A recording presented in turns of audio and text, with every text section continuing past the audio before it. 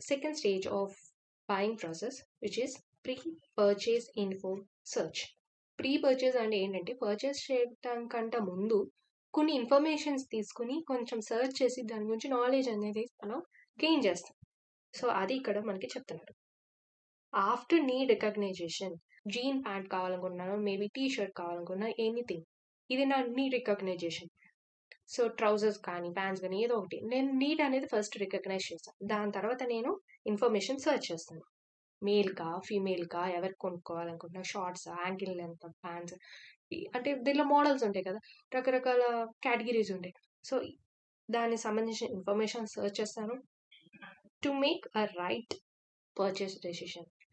Purchase decision అనేది కరెక్ట్గా జరగాలి కాబట్టి ఇన్ఫర్మేషన్ అనేది చాలా ఇంపార్టెంట్ అన్నమాట. సో ఇన్ఫర్మేషన్ ఎలా గ్యాదర్ చేస్తాను? ప్రొడక్ట్ యొక్క కేటగిరీ ప్రకారంగా కానీ, లేదా వేరియస్ ఆల్టర్నేటివ్స్ ఏమైనా ఉన్నాయా, ప్రొడక్ట్ బ్రాండ్స్ ఏమైనా ఉన్నాయా, అండ్ పర్టికులర్ అంటే జారాలో కొనాలా, ట్రెండ్స్లో కొనాలా, ఇంకెక్కడ కొనాలనుకుంటున్నాను, అది నా పర్టికులర్ బ్రాండ్స్, నేను ఏ బ్రాండ్ చూస్ చేయాలనుకుంటున్నాను, ఇన్ని ఆల్టర్నేటివ్స్. ఇప్పుడు నాకు ఈ కలర్ కాదు, వేరే కలర్ కావాలి, వేరే మోడల్లో కావాలి, అలాగా అనమాట.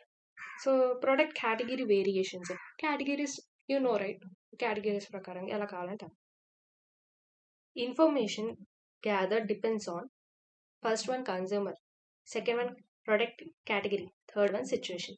ఫస్ట్ కన్జ్యూమర్ ప్రకారంగా వాళ్ళకి age, gender, education, attitude, personality type ఇవన్నీ కన్సిడర్ చేసుకొని ఆన్లైన్ అండ్ ఆఫ్లైన్ షాపింగ్ చేసే వాళ్ళకి you can know that right. Gender కూడా డిఫరెంట్గా ఉంటాయి, వాళ్ళ పర్సనాలిటీ టైప్ ప్రకారంగా డిఫరెంట్గా ఉంటాయి. సో అలాగే ఇన్ఫర్మేషన్ అనేది నేను తీసుకుంటున్నానంట. నెక్స్ట్ ప్రొడక్ట్ కేటగిరీ అంటే దాని ఒక రిస్క్ ఏంటి, అది ప్రొడక్ట్ కొనుక్కున్నాను అనుకో దాని రిస్క్ ఏంటి, దాని ఒక ప్రైస్ ఎంత, దానికి ఒక సోషల్ విజిబిలిటీ ఎలా ఉంది, అవైలబిలిటీ ఇప్పుడు ఎలా ఉంది, ఆ బ్రాండ్ ఎలా ఉంది, అవన్నీ కూడా నేను కన్సిడర్ చేసుకోవాలి. అంటే ఈ ఇన్ఫర్మేషన్ తీసుకున్నాను అనుకోండి, ఇవన్నీ కన్సిడర్ చేసుకున్న తర్వాతనే నేను ఆ పర్చేస్ అనేది చేస్తాను, ఆ డెసిషన్ అనేది తీసుకుంటాను. థర్డ్ వన్ వచ్చే సిచ్యువేషన్.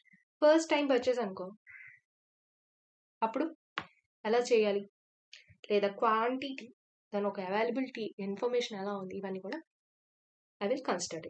ఇక్కడతో అవ్వలేదు, ఇంకా ఉంది. ఇప్పుడు ఈ టైప్స్ ఇవన్నీ రాశాననుకో అప్పుడు నాకు ఫుల్ మార్క్స్ పడతాయి అన్నమాట. Let's continue that. Types of search activity, ఒకటి స్పెసిఫిక్, రెండోది ఆన్గోయింగ్, మూడోది ఇన్సిడెంటల్. స్పెసిఫిక్ అంటే ఏంటంటే స్పెసిఫిక్గా అసలు ఏంటి ప్రాబ్లం, నేను ఇప్పుడు వెంటనే కొనాలా, ఇమీడియట్గా కొనాలా, తర్వాత ఎప్పుడైనా కొనొచ్చా, లేకపోతే కన్స్యూమర్ అనేవాడు ఇన్ఫర్మేషన్ ఎలా సీక్ చేస్తాడు. ఫర్ ఎగ్జాంపుల్ ఏంటంటే నేను ఒక కాలేజ్ స్టూడెంట్ కాబట్టి నేను అసైన్మెంట్స్ చేయాలంటే ల్యాప్టాప్ యూజ్ చేసి చేయాలనుకోండి. సో ఇమీడియట్గా కొనాలా, తర్వాత ఫర్దర్కి ఇంకెప్పుడైనా ఫ్యూచర్లో కొందామా అనే డెసిషన్ తీసుకునేది ఏదైతే ఉంటుందో చూసేది స్పెసిఫిక్. స్పెసిఫిక్గా ఆన్ గోయింగ్ అంటే హెడింగ్లోనే ఉంది. అంటే ఎలాగంటే search activity gradual process, on going అనమాట. ఇంకా సర్చ్ చేస్తాం ఇంకా అలా ఆన్ గోయింగ్ ప్రాసెస్ అవుతుంది. టైం టు టైం మనం అలా వెతుకుతూనే ఉంటాం.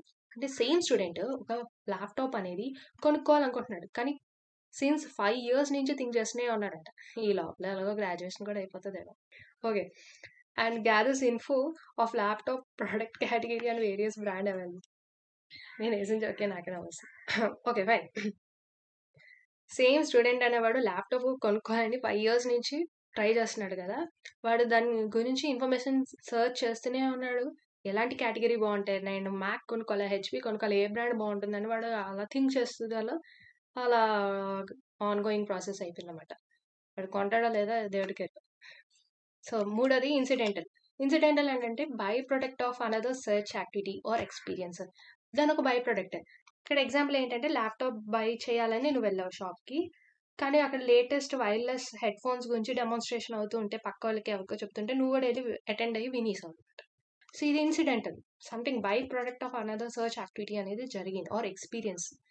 ఇన్ఫర్మేషన్ సోర్సెస్ ఎలా వచ్చిందో చూద్దాం. ఒకటి ఇంటర్నల్ సోర్సెస్, రెండోది ఎక్స్టర్నల్ సోర్సెస్. ఇంటర్నల్ సోర్సెస్ అంటే ఏంటంటే కన్జ్యూమర్ అండ్ హిజ్ సెల్ఫ్, దాని మీద ఒక ఐడియా ఉంది, మెమరీ ఉంది, ఇన్ఫర్మేషన్ ఉంది. సో వాడు దాని తగ్గట్టుగా ఫాలో అయిపోయి బ్లైండ్గా వెళ్తున్నాడు. వాడు ఒక ఎక్స్పీరియన్స్ బట్టి వలన, లేకపోతే డైరెక్ట్ ఆర్ ఇండైరెక్ట్ ఇన్ఫర్మేషన్ వాడు ఎక్కడి నుంచో గ్యాదర్ చేశాడు, వాడు నమ్ముకుని వెళ్ళిపోయాడు అనమాట. It's a routine purchase and product is of లో ఇన్వాల్వ్మెంట్ అయ్యింది. ఎక్స్టర్నల్ సోర్సెస్ అంటే ఏంటంటే సంథింగ్ బయట వాళ్ళ దగ్గర నుంచి తెలుసుకున్నాడు. అంటే consumer seeks info from external environment నుంచి ఇన్ఫర్మేషన్ అనేది గ్యాదర్ చేశారు. ఎలాగా? ఫ్రెండ్స్, ఫ్యామిలీస్, వర్క్ ప్లేస్లో కానీ ఎక్కడైనా సరే అడిగి తెలుసుకుంటాం కానీ, లేకపోతే సేల్స్ ఎక్కడైనా జరిగినప్పుడు అంటే యాడ్ అయినప్పుడు సేల్స్ పర్సన్ నుంచి తెలుసుకుంటాం కానీ, లేకపోతే వెబ్సైట్ నుంచి కానీ అలాగా కమర్షియల్గా ఒక రకంగా ఇన్ఫర్మేషన్ అనేది వెళ్ళింది కదా, మార్కెటింగ్ కమ్యూనికేషన్ ఇది. Next other sources like TV, internet ఇంకా ఇలాంటి ద్వారా కానీ. Next resorted in cases like past knowledge and experience is insufficient. దాలో ఇది పనికిరాదు. 2 ప్రొడక్ట్ ఆఫ్ హై ఇన్వాల్వ్మెంట్. అక్కడ ఏమైంది? లో ఇన్వాల్వ్మెంట్ ఉంది ఇంటర్నల్, ఇక్కడ ఎక్స్టర్నల్లో హై ఇన్వాల్వ్మెంట్ అయింది. So risk of making wrong decision is high. So ఇంతటితో రీపర్చేస్ ఇన్ఫర్మేషన్ సర్చ్ అనేది కంప్లీటెడ్.